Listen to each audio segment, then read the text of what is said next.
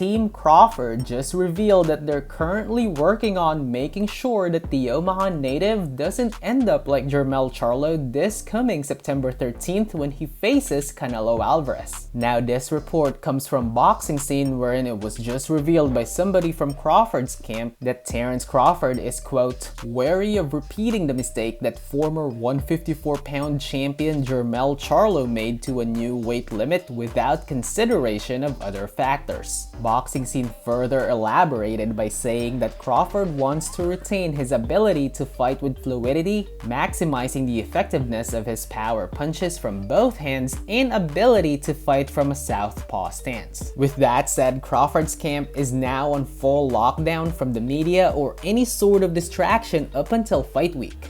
Now, it's definitely worth considering that while it's technically true that Crawford and Charlo are both coming from 154, unlike Charlo, who spent years at the junior middleweight division, Crawford only had one fight at 154. Now, just recently, Crawford stated that the reason why he's skipping all the fighters from 154, 160, and the rest of 168 is because all of them have nothing to offer for his legacy. His critics, on the other hand, said that it's more likely because all of these fighters are high-risk, low-reward opponents, in contrast to fighting Canelo, who even if you lose, at least you get a life-changing payday. Also, another thing worth considering is that even though Crawford is definitely a skilled pound-for-pound fighter, it'll be interesting to see if Crawford can put those skills into practice once he starts getting hit by Canelo, who is unquestionably very capable of hurting Terence Crawford. Now you gotta remember, Charlo was the undisputed 154-pound champion when he fought Canelo, and yet he started moonwalking once he felt Canelo's power.